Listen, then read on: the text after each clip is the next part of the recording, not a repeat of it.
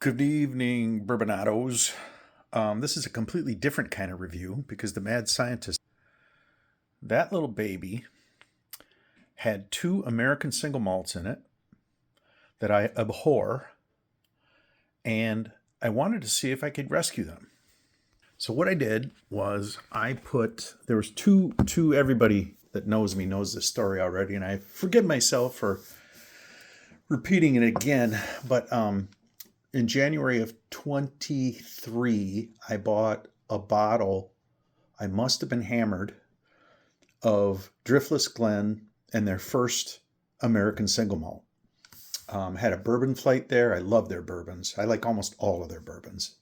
That American single malt, like I said, I must have had a buzz because for 99 bucks, I bought this square bottle of American single malt. And a year and a half later, there was this much out of the bottle. I kept going back trying to like it. I couldn't like it. And then the big boys tried for 10 years Claremont Steep by Jim Beam. I thought a big boy like that and bragging about it, having the project go for 10 years, and they're so proud of it. Again, another musty gym sock found on an 8th grade locker room floor. Don't tell me how I know how that tastes. Anyway, I think somebody had me in a headlock and stuffed it down my throat.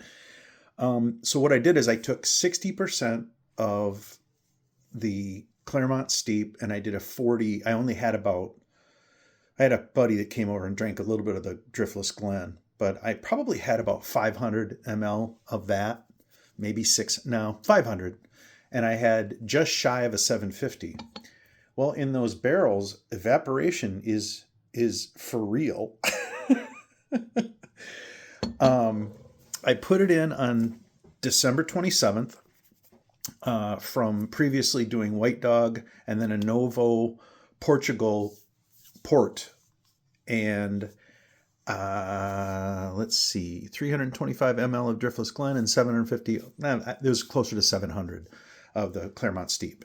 So my target date to take it out was March 27th, but I noticed absolutely no difference over the last 2 weeks, so I don't think I can do anything more, and I don't want to spend my barrel on something that probably isn't that good.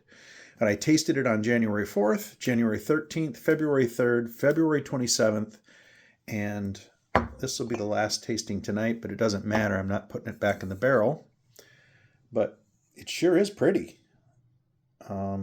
That port still has a giant influence on the color of this. And what I was trying to do was salvage these and get the funk out. They have just the nastiest back end. It's almost completely gone from the nose. No, I would say it's gone. It's gone from the nose as far as that funky gym sock crap. Let's see.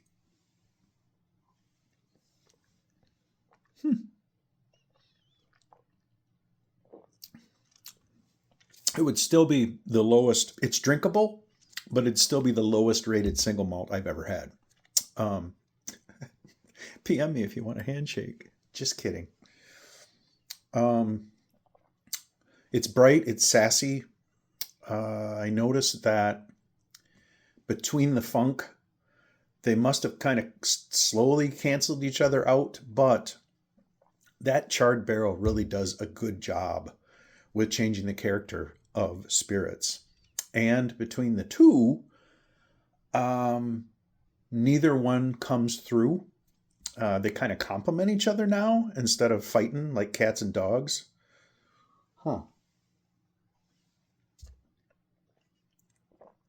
Interesting. But I'd only recommend this to somebody who really does like American single malts. It's totally different. I'm going to keep it around. Anyway, thank you for following me on my madness, but experiment number 4 is coming up next.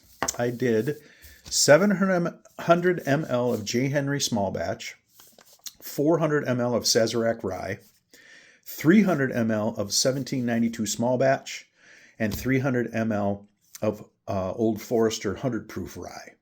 So it is a 700, or 50% straight versus rye. I want to see how this is going to turn out. And let's see, it's the 24th right now. So March, April, May, June. So 6/24/26 will be when I take this out. Basically, I'm aging a blended bourbon right now another 3 years because it's a 2-liter barrel. So stay tuned. I'll let you know. Have a good night, everybody.